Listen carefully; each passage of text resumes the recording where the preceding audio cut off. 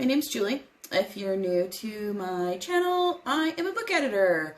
I also work at a bookstore. And yesterday I interviewed for a job at a library. We'll see if that actually happens. So, books come out on Tuesdays. And I wanted to talk about it. I'd been trying to remember for the last couple of weeks at least, maybe the last month or so, sorry, I still have both my monitors on, to do videos on Tuesdays to talk about new books. And one of the other things you'll learn if you follow me at all is that I have very recently diagnosed pretty severe ADHD inattentive type. So tomorrow I get to go pick up a new, what rhymes with Adderall? Schmetterall. I'm picking up a new Adderall prescription tomorrow. So we're going to try going twice a day instead of once a day because Julie needs Adderall in the afternoons. So we're going to talk about books. To be read pile. Those books that stare at you from your bookshelf, desk, nightstand, coffee table, floor. I mean, try not to put your books on the floor. Simply because if you have like a water pipe break, your books are not going to do so well. But, you know, I have books on my floor. I had books on my floor because they didn't make it to the coffee or the end table last night. They made it to the floor. Fell asleep reading. I fell asleep reading a book that I've already read before, but we're going to talk about it in a second. So stick around. We're going to talk about books. Books. I guess I could put that in the... Can I? I can't comment? There's no chat function? What happened to the chat function? Oh, that was random. All right. I was going to give it a minute more, see who wanted to be on here to talk about books. Books! Quick, what's your favorite book? I have so many, I can't answer that question. Hello! All right, I hope you're here to talk about, listen, and, I don't know, love books.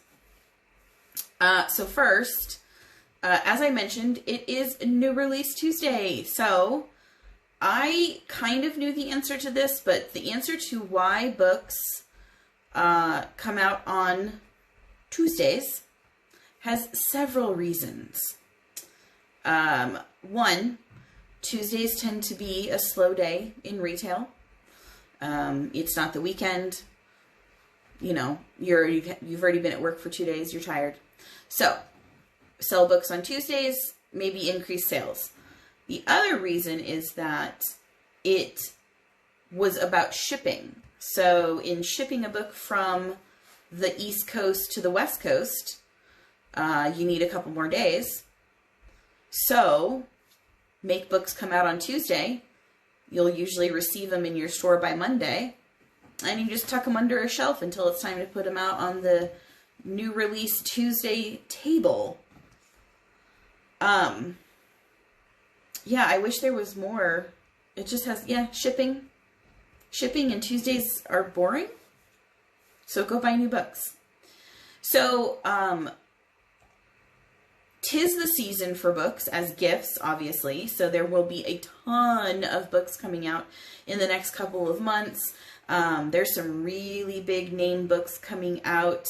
Let's see here. Hold on. Let me pull up a couple.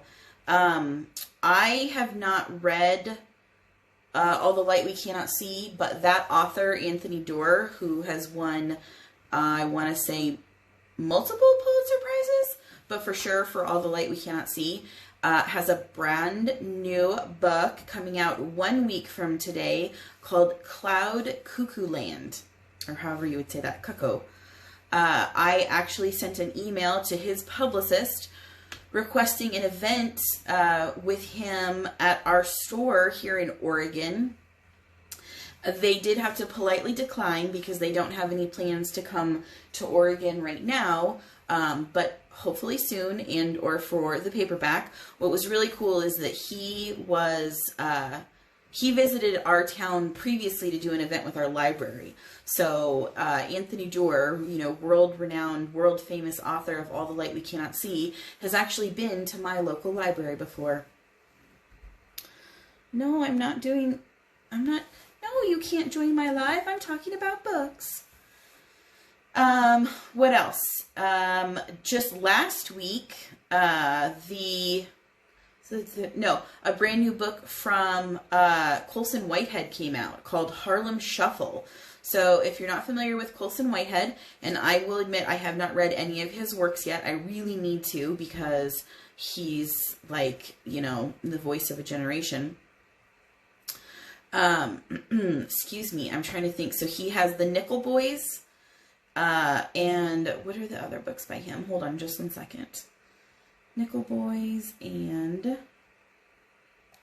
trying to help me out here. Who's read Colson Whitehead? Why am I spacing? Oh, The Underground Railroad. So, he's written more than that. Like I said, he's written quite a bit, but I know that Underground Railroad is one of the ones I first heard of in relation to Colson Whitehead, and then the Nickel Boys came out just last year, and now he's got Harlem Shuffle. So, yeah, if you're looking for books that have just come out, that's what we're going to talk about. So, one of the big books to come out today, and let me see if I can do the, oh man, I thought I could still switch my background. Yes, I can. I will figure this out. Wait, don't leave. All right, so the big book that came out today would be Peril. So this is the most recent nonfiction, political, tell-all thing, bring the drama. So let's talk about it for a second. So if you're unfamiliar with Bob Woodward and his works, he has been around for quite some time. I'm trying to think. I know that I've read at least one Bob Woodward. I'm spacing on which one it would be, though. So Carl Bernstein and Bob Woodward got really famous for All the President's Men. I read Bush at War back in, what would that have been? The early 2000s. When I worked at Barnes & Noble. So, Bush at War by Bob Woodward. Oh yeah, originally published November 21st, 2002. So, almost exactly after 9/11, or I mean, just a little past 9/11. I remember that being really good. So, his new book, Peril, is all about the former president, basically the transition. So, here's what it says. The transition from President Donald J. Trump to President Joseph R. Biden Jr. stands as one of the most dangerous periods in American history. But as the #1 internationally best-selling author Bob Woodward and acclaimed reporter Robert Costa reveal for the first time, it was far more than just a domestic political crisis. So, kind of interesting, again, to see the timing, almost a year. Actually, not even that, man. If the transition was January 20th and today's 9/21, so they put this book out in 8 months. I have a feeling there must have been a large chunk of it written. I know that they've been talking about this book for a while because he actually did interview Trump, and Trump is like, I never said that, but he did, or it's on record. That is so fast in the publishing industry. The general pace for a book to get published is 3 years. 2 years, okay. 18 months, that's crazy. 8 months, I can't even, like, I mean, maybe that's where, like, they don't spend as much time on the cover and such things. So, yeah, it's really crazy to see. So here's the Washington Post. Excerpts of the Woodward Costa book in the Washington Post and CNN make the Trump administration's operations in January 2021 sound like a bewildering blend of King Lear, The Decline and Fall of the Roman Empire, Dr. Strangelove, and Veep. I love the movie Dr. Strangelove. I've never actually seen Veep.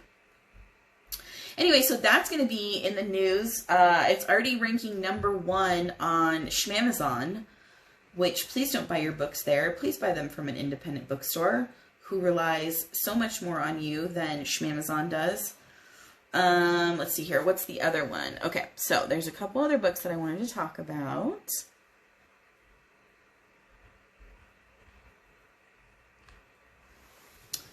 Excuse me.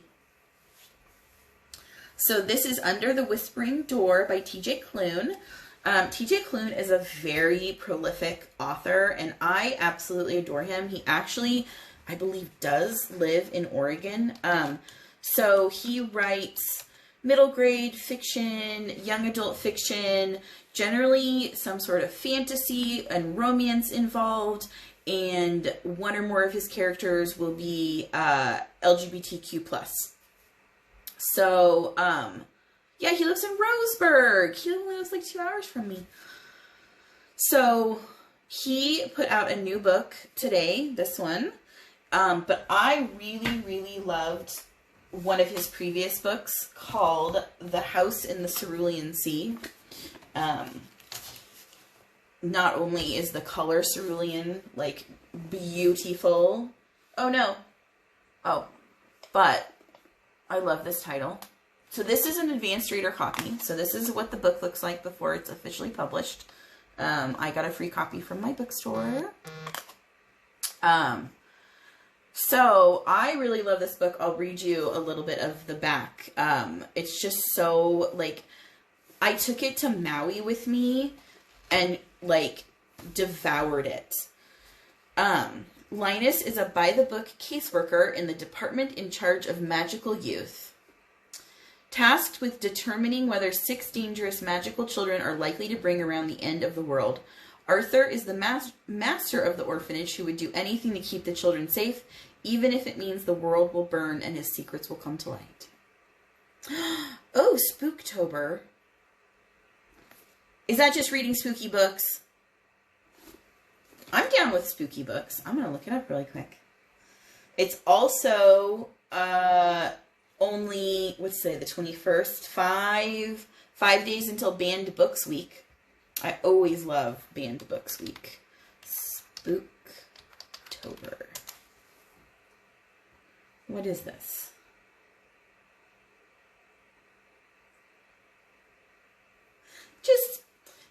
That has nothing to do with books. You better be reading spooky books in Spooktober. Yeah, Banned Books is coming up. I don't know why I didn't think of that. I'm gonna have to do a shorter video on Banned Books Week. So if you're not familiar, Banned Books Week happens the last week of September every year. Every year there is a different theme. A couple years ago it was Keep the Light On. Basically highlighting how banning books and banning free speech is a detriment to us all. So this year's theme is Censorship Divides Us, Books Unite Us. And it's a very cool logo. It's 2 hands holding onto a book cover. So every year, this library association, the ALA, American Library Association, puts together this list of banned books. So you can look up and see, gosh, I feel like, let me look, resources. Hold on. Let me find the actual list. So there's a list for every year, and then there's a list for like a combined decade. And so, excuse me. Oh, I knew why I realized Jason Reynolds was in the news. So he's he's like the leader this year or whatever, the highlighted author for Banned Books Week. Sorry. I don't know why I keep burping. I apologize. That's not something good to do on a live, is it? Where the heck is the actual list? Hold on. Banned Books Week. Why can't I find your actual list? Okay. Banned and Challenged Classics. Here we go. Oh, that's just classics. Hold on. I want frequently challenged books by decade.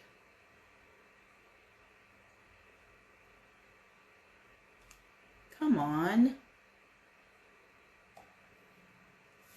You'd think I would get myself. Okay. So, here are the 100. I'm not going to read all 100. Top 100 most banned and challenged books from 2010 to 2019. Number 1, The Absolutely True Diary of a Part-Time Indian by Sherman Alexie. I've read it. Number 2, the Captain Underpants series. If you can explain that one to me, smarter than I am. Number 3, 13 Reasons Why. So I think that was kind of a late addition, and if you've watched the Netflix series, you might understand why. It deals with suicide. Number 4, Looking for Alaska by John Green, which, if I remember correctly, also deals with suicide. Number 5, George by Alex Gino, and that, if I remember correctly, has to do with LGBTQ issues. Same with number 6, And Tango Makes 3. Number 7, Drama by Raina Telgemeier. Number 8, 50 Shades of Grey. Ugh, 50 Shades. Number 9, Internet Girls, a series by Lauren Miracle. I've read other things by Lauren Miracle, but I haven't read that series. Number 10, The Bluest Eye by Toni Morrison. Number 11, The Kite Runner by Khaled Hosseini. 12, Hunger Games by Suzanne Collins. 13, I Am Jazz by Jazz Jennings. Also deals trans issues. The Perks of Being a Wallflower. So the top 10 are actually newer than I realized. If you go through the whole 100, you'll definitely see some really, really old books on here. There are books that still banned and challenged books. Let me see if I can find downloads. Well, here's the top 10 most challenged books. So, the top 10 most challenged books of 2020. Number 1, George by Alex Gino. Again, reasons challenged, banned, or restricted for LGBTQIA content conflicting with a religious viewpoint and not reflecting the values of our community. 2, Stamped, Racism, Anti-Racism, and You by Ibram X. Kendi and Jason Reynolds. So I'm reading How to Be an Anti-Racist right now by Ibram X. Kendi, and Jason Reynolds is the featured author for Banned Books Week next week. So that's interesting. He's also number 3, All American Boys by Jason Reynolds and Brendan Keeley. Reasons, banned and challenged for profanity, drug use, and alcoholism, and because it was thought to promote anti-police views, contain divisive topics, and be too much of a sensitive matter right now. So if you're not familiar with why books get banned, it's super subjective. The ALA Office for Intellectual Freedom tracked 156 challenges to library, school, and university materials and services in 2020. Of the 273 books that were targeted, here are the most challenged, along with the reasons cited for censoring the books. So it can be a school in any part of the country where a teacher puts this on a lesson plan, or it's been on a lesson plan for years, but a parent, guardian, someone connected to the students or not, decides that they don't like the book and they don't want it taught, so they challenge it with their local school board. The ALA keeps track of those, American Library Association, or librarian. Am I saying it wrong? Hold on. American Library Association, yeah. keeps track of that. So then they make this banned book. So when we have Banned Books Week at the end of September, back in school already, so hopefully kids are being introduced to new books, but we always do a really big display at the store of what books have been banned over the years, and we have people that come in every single time and say, I don't understand why that book was banned. And my response to them usually is, I don't either. Like, if you can explain it to me, you're smarter than I am. Like, let's see here. What's another one? Oh, Speak by Laurie Halse Anderson. Reasons: banned, challenged, and restricted because it was thought to contain a political viewpoint and it was claimed to be biased against male students, and for the novel's inclusion of rape and profanity. The entire book is about her finally speaking out because she was, I believe, sexually assaulted. That book came out, let's see here, Speak. Originally published in 1999, so I was a senior in high school, depending on when it came out, or a freshman in college, so I don't think I ever read it. Yeah, after a sexual assault ends up in her busting the end of a summer party,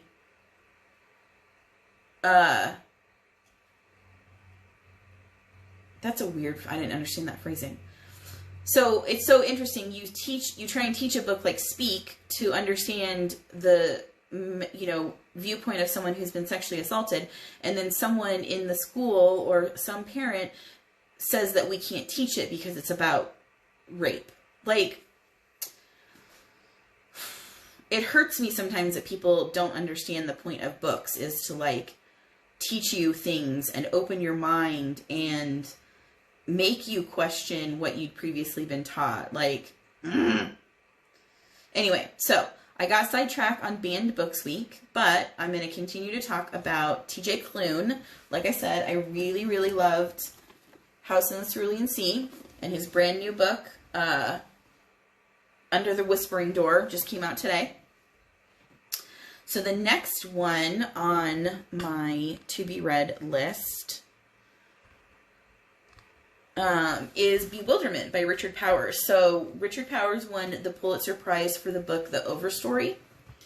Again, I'm going to admit this is not one that I have read, but have been recommended quite a few times, and I have seen just fly off the shelf at the bookstore. Even, let's see here, when was it published? 2018, so it's about a 3-year-old book, and it's still selling really well. So The Overstory is one of his previous books, like I said, winner of the Pulitzer Prize. But this is his new book, Bewilderment, which just came out today. So let me look up the synopsis for you. I had more of these pulled up, I thought, but I didn't. This is my ADHD brain. It's fun. So Bewilderment by Richard Powers has already been shortlisted for the 2021 Booker Prize. So if you're not familiar with that, you should look it up. Booker Prize winners are really good books. Longlisted for the 2021 National Book Award for Fiction. So that's cool. So here's what it says. A heart-rending new novel from the Pulitzer Prize winner and #1 New York Times bestselling author of The Overstory.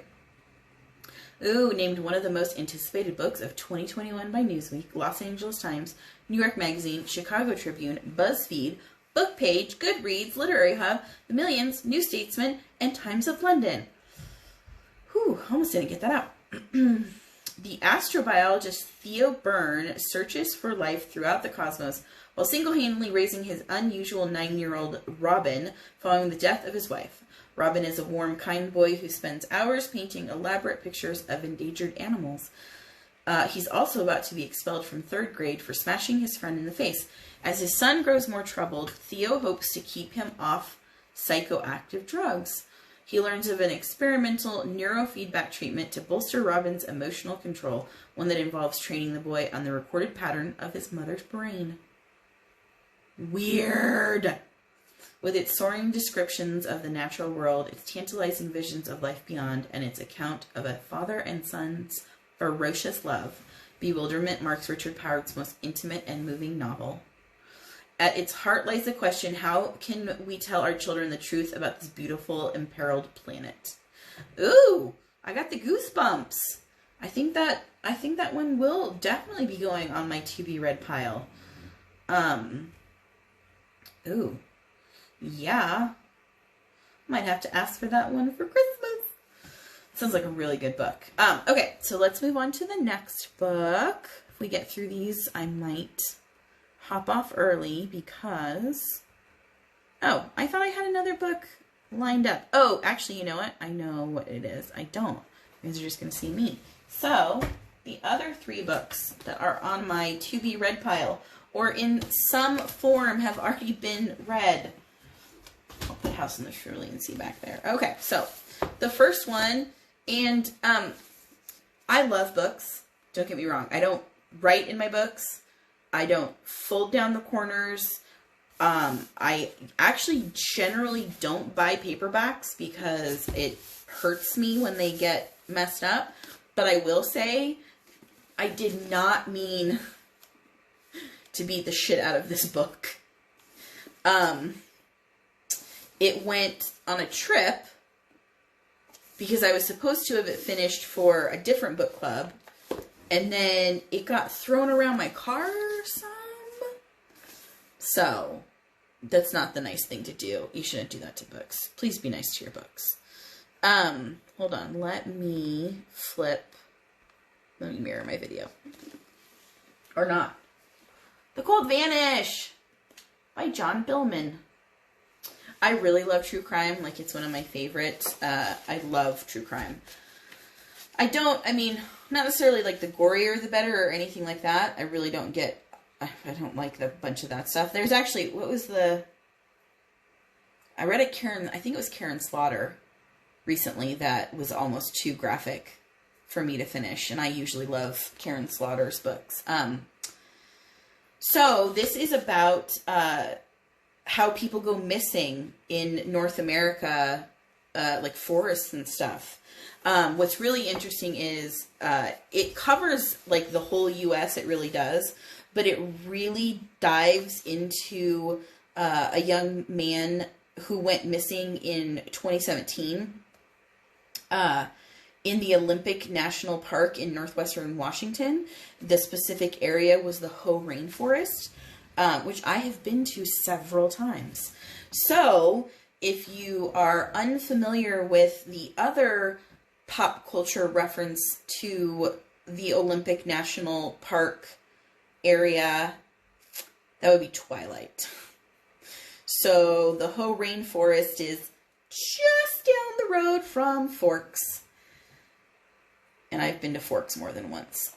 Anyway, so... this is what it says. Until a person is found, you don't know if they're dead, their remains entombed forever under a rock slide or hidden in a crevasse, scattered by wolves or, more likely, birds. What then when you open Schrodinger's box and there's no cat inside at all? What if it's empty? So, like I said, I have been reading this for several months. Because each chapter kind of stands alone, I haven't been reading it as fast as I probably normally would. And the book club that I was in for true crime has kind of disbanded for a little while. People had too much stuff going on. But is this not crazy with what's going on right now with Gabby Petito? Which I'm not going to talk about at all. There will be podcasts. There will be books. There will be... Did I mark this as done already? Because I don't think I would have done that. I use Goodreads to track where I am with my books. Oh, I guess I did. Anyway, so I'm not going to talk about Gabby Petito because there are tons of people out there who are going to talk about her if you want to listen. There's also tons of people who would like to tell you about missing, murdered, and Indigenous women and girls. So get off the white women missing and get on to other women missing. But I couldn't help but think of the connection with the subject of this book of just vanishing. You know, what if they hadn't found any of her remains? This book, though, these are vanishes where the person is, that's just it. There's no one who would have hurt them. They're not on a trip with someone. They're, you know, generally traveling alone, or in the chapter that I'm reading right now, this is so crazy. Okay, let me get back to the chapter, the beginning of the chapter. Chapter 11, North America. Oh wait, is this the one I'm thinking of? This was in Alaska. Maybe it was the one right before it. Anyway, they are literally talking about a guy who goes to, oh, do you think they're going to find the fiance/boyfriend guy dead? Really? Murder-suicide? I'm not talking about it. Other people talking about it. Anyway, he's talking about this guy who vanishes on the Mesa Verde Petroglyph Point in June 2013. So this guy is at this, like, park, the Mesa Verde Petroglyph Point, with his family. He's 51. He goes for a walk and never comes back. Just like aliens. Like aliens came and got him. Or the earth opened and he fell through it. So this book is really interesting for that reason, because it literally is people who have never been found. So no remains, no, like, literally their stuff is on the side of the road and they are gone. And it's really unsettling. I swear he gives a number, and I need to do better with I keep Post-it notes generally near books so that I can, like I said, I don't write in my books. I refuse to write in my books. He talks about a number, but that the number is nowhere near accurate because they, honest to God, don't know how many people are just missing. Because they're never reported, you know, they don't have anyone that's looking for them. Like, and the big thing with this is that, especially in the areas he's talking about, I mean, he classified it as North America's wildlands, but these are a lot of, like, state and national parks. But think about how big a national park is, right? Like, so I live inside the Deschutes National Park, but, like, the one I was referencing that's outside of Forks, the Olympic National Park, is huge. So a lot of times multiple agencies cover. So then they can't get people to help them find the person, because they'll literally fight over which agency gets to incur the charges of looking for a missing person. But I do think, I mean, like I said, I just think the writing, like, he writes it in a really nice way. You know, it's not too clinical. It's still pretty personable. He talks to a lot of the families. So, yeah, I really like that one. Eventually we'll finish it. Okay. More nonfiction. So I'm now in, well, I'm in 2 book clubs. I was previously in 2 book clubs, true crime and young adult, and now I'm into young adult and things in this sphere. So for the month of October, because we're just getting it off the ground, a group of people in Redmond, where I live, and I are going to read How to Be Anti-Racist. We went back and forth about what books to start with. There's obviously some really good options out there and some really not so great options. So originally we were going to read White Fragility. It's been on my to be read list for a while, but someone in our group brought up that reading White Fragility first, you know, like, yeah, we could read it, but to really start with something that's going to, like, you know, shake you down to your whatever, is to do this. So I'm really excited for this. I haven't started it yet. And like I said, I think we're going to spend the whole month of October reading it. So yeah, I'm really excited for that one. And last, we're going to talk about this book, The Scorpio Races. So I've actually read it once before. I read it when it originally came out in 2011. And my, here, hold on just one second.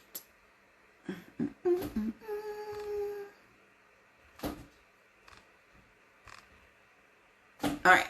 Oh, sorry, I have a cat behind me playing. Let's see here.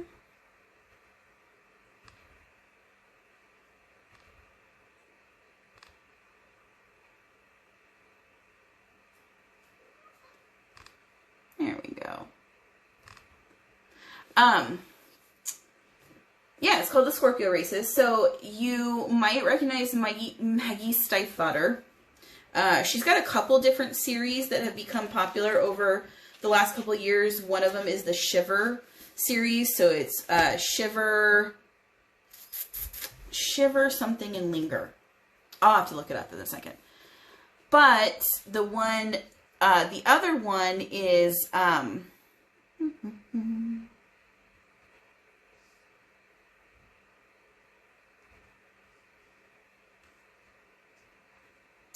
so, hold on.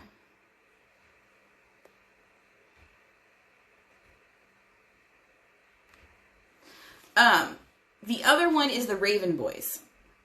So the Raven Boys is the one that I know, one of my coworkers at the bookstore read and loved.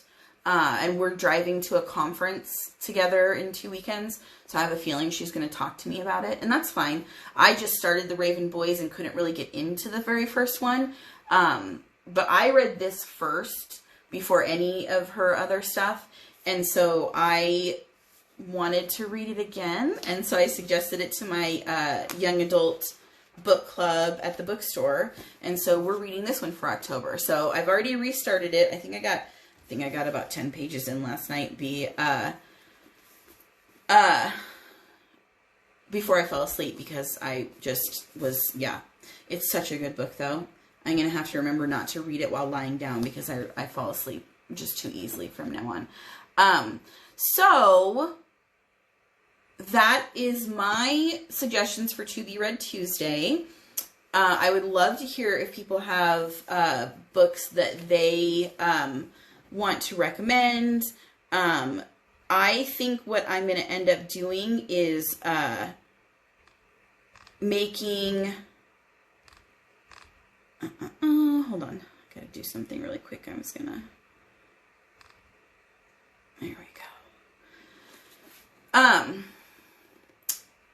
Yeah, make this a more weekly thing about the new books that are coming out every Tuesday, instead of trying to remember to record videos about To Be Read Tuesday. I think New Release Tuesday might be kind of fun. So, if you're not already following me, go ahead. I talk about books and editing and cats and, I don't know, just random stuff as we all do on the TikToks.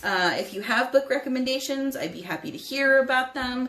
I'm always looking for books to recommend to my fellow booksellers and to read myself, etc. But with that, I'm going to sign off on To Be Read Tuesday, and I hope you have an excellent evening.